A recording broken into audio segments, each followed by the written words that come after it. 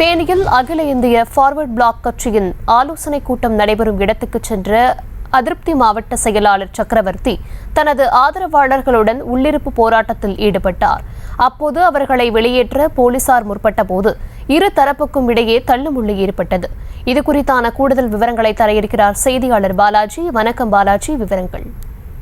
தர்ஷினி, தேனியில பார்த்தோன்னா அகில இந்திய ஃபார்வர்ட் பிளாக் கட்சியினுடைய தேர்தல் தொடர்பான ஆலோசனை கூட்டம் இன்று பார்த்தோன்னா அந்த கட்சியினுடைய தமிழ் மாநில பொதுச் செயலாளர் கதிரவன் தலைமையில நடைபெறுவதாக இருந்துச்சு.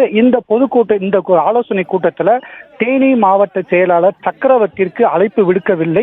அதாவது பார்த்தோன்னா அகில இந்திய ஃபார்வர்ட் பிளாக் கட்சி தேனியில இரண்டு பிரிவாக செயல்பட்டு வருகிறது. ஒரு பிரிவினர் முருகன் தலைமையிலையும் மற்றொரு பார்த்தோம்னா சக்கரவர்த்தி தலைமையிலும் செயல்பட்டு வருகிறது. இந்த சூழ்நிலையில முருகன் தலைமையிலான குழுவினர் இன்று ஆலோசனை கூட்டம் நடத்திருந்தாங்க.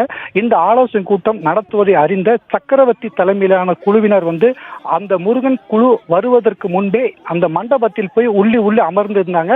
இதனிடையே பார்த்தோம்னா காவல்துறையினர் அவர்களை வெளியேற்ற முயன்று அவரிடம் பேச்சுவார்த்தை நடத்தினாங்க. பேச்சுவார்த்தை பலனளிக்காத நிலையில காவல்துறையினர் மண்டபத்தின் உள்ளே சென்று சக்கரவர்த்தியை குண்டு கட்டாக தூக்கி காவல்துறை வாகனத்தில் ஏற்றினார்கள். அந்த சமயத்துல பார்த்தோன்னா அங்கிருந்த பிளக்ஸ் பேனர் அனைத்துமே கிழிக்கப்பட்டன. இந்த சூழல்ல காவல்துறையினர் அவர்களை கைது செய்தாங்க. இது போன்ற சூழல்ல பார்த்தோன்னா அங்கு இருந்த வாகனத்தில் இருந்த நபர் ஒருவர் காவல்துறையினர் மீது வாகனத்தை ஏற்று முயற்சி செய்ததால் காவல்துறையினருக்கு இருவருக்கு லேசான காயம் ஏற்பட்டது. இதனிடையே காவல்துறையினர் அந்த நபரை தற்போது அழைத்து சென்று காவல் நிலையத்தை வச்சிருக்காங்க.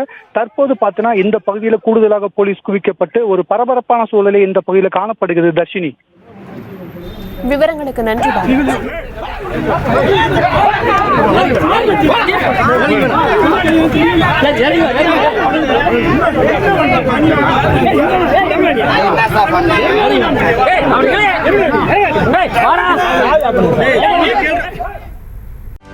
செய்திகளை உடனுக்குடனும் துல்லியமாகவும் தெரிந்து கொள்ள சப்ஸ்கிரைப் பண்ணுங்க.